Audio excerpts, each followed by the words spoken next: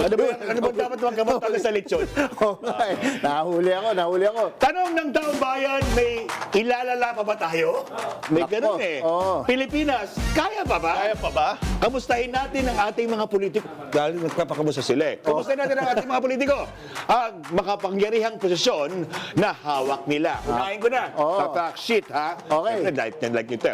Komite ng Culture and the Arts at Basic Education na ang namumuno, tinatwa ng mga artist at mga manunulat, maging ng kanyang mga paaralan at universidad. Fact sheet kayo!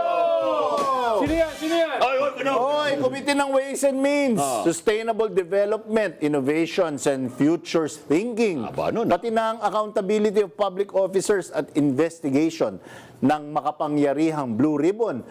Kinamusta nyo na ba? Yo. Ang mag-iimbestiga ayaw tanggapin ang mga pangyayari at ebidensya. Fact sheet kayo! Initials. Committee ng Health at Sports, malusog ba at malakas ang napipintong kaso ng katiwalian? Fact sheet kayo! Committee ng Higher Technical at Vocational Education. Hindi lang mate-technical sa mga anomalya. Yo! Mataas ang tsansa na kasama dahil bokal ang mga testigo laban sa kanya. Fact sheet kayo! Uy, Committee ng National Defense, Security, Peace, Unification, and Reconciliation. Hirapan ka. Pati games and amusements. Oh, di ba? Kailangan ipagtanggol ang sarili niya. Yun. Laban sa parandarambong. Hindi na ito laro at amusement.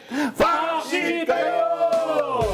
Committee on Public Services. Uy! May kaso na rin ng pandarambong. Sana magdarabog din ito dahil hindi nakuha ang Blue Ribbon. Fact sheet kayo! Sa delivery. Ako na pala. Committee ng Public Information and Mass Media. Mass media. Diba? Siyempre. Na dapat malinaw at patas ang impormasyon na binabahagi sa publiko. Ano sa inyo? Lalo pa lumalabo dahil siya nang mamuno sa constitutional amendments at revision ng mga code.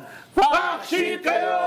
Sobrang galing yan. Ah. Ito. Yeah. Matindi. Yeah. Committee ng Environment Uy. at Natural Resources. Yeah. Ang pamilyang gustong gawing subdivision. Ang mga guba at ginawang putik ang mga tubig. At Committee ng Corporations and Public Enterprises na kinakasuhan ng insider trading. Habang may kaso at kine-question ang mga sariling kumpanya. Fact sheet kayo! Ulang. Nag-improvise. Yung Committee ng Finance, hawak ng pamilyang may kaso sa tunay na estado ng pinansyal ng kanilang negosyo. Semting.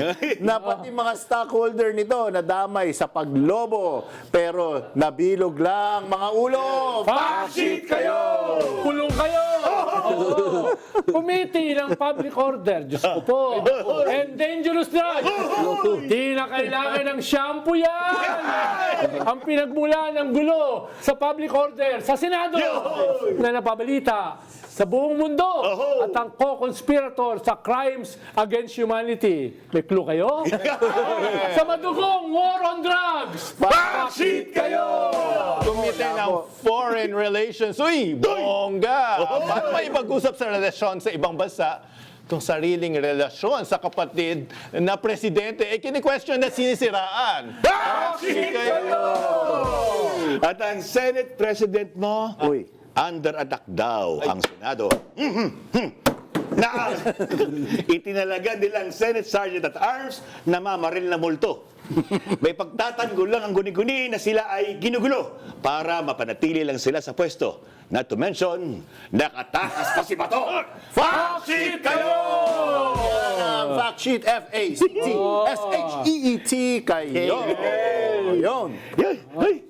Lechon na lechon! Ay, nagbababar tayo lang. Nagbabakal kanila. Sorry guys, kasi nag-lechon namin talaga eh. Maraming salamat kay Charles na nag-deliver ng ating pagbabuffer dito. May aircon. Okay na. Sabayan mo yung heat seeking mo. Mamaya, delikado yan. Papaliligayahin mo natin kayo. May pansin. Cuatro alas, hindi ka makakatakas. 4 alas.